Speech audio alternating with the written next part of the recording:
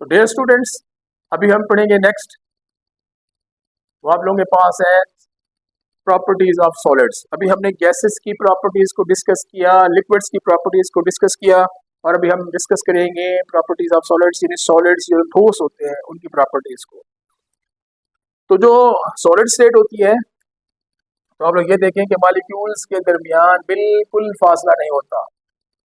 इसकी आप स्टेट को देखें, मॉलिक्यूल जो होते हैं वो टाइटली पैक होते हैं, बिल्कुल ये टाइटली पैक होने की वजह से इनके दरमियान स्पेस तो बिल्कुल नहीं होती।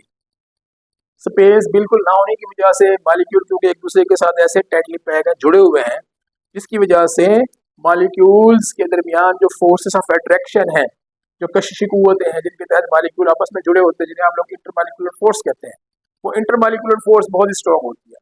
तो स्पेसेस बिल्कुल नहीं है, निग्लिजिबल भी नहीं कह सकते, ना होने के बराबर है, बिल्कुल नहीं है, और जो इंटरमॉलिक्यूलर फोर्स है वो बहुत ही स्ट्रॉन्ग है। अब मॉलिक्यूल जो होते हैं वो टाइटली बॉन्डेड है, ये आप लोगों के पास है। अब मॉलिक्यूल जब टाइटली बॉन्ड है तो मॉलिक्यूल्स मूव कर सकते हैं, तो मॉलिक्यूल्स के अंदर मूवमेंट ना होने के बराबर है।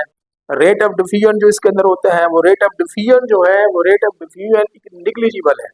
हाँ, अलबत्ता ये है कि मॉलिक्यूल जो होते हैं वो अपनी इस मेन पोजीशन पर रहकर मूवमेंट कर सकते हैं। मेन पोजीशन से क्या मुराद है, ये मॉलिक्यूल की एक मेन पोजीशन है, तो इस मेन पोजीशन के ऊपर या मेन पोजीशन के नीचे ये मोशन कर सकते हैं। इस किस्म की मोशन को पढ़ते हैं वाइब्रेशनल मोशन, जो आप लोगों ने सुना होगा।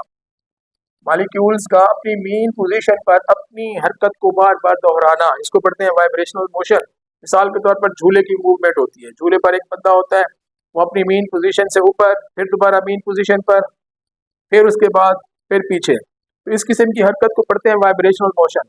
तो जो सॉलिड के मॉलिक्यूल होते हैं ये अपनी वाइब्रेशनल मोशन यानी अपनी मेन पोजीशन पर ऊपर नीचे हरकत कर सकते हैं, ऑसिलेट कर सकते हैं।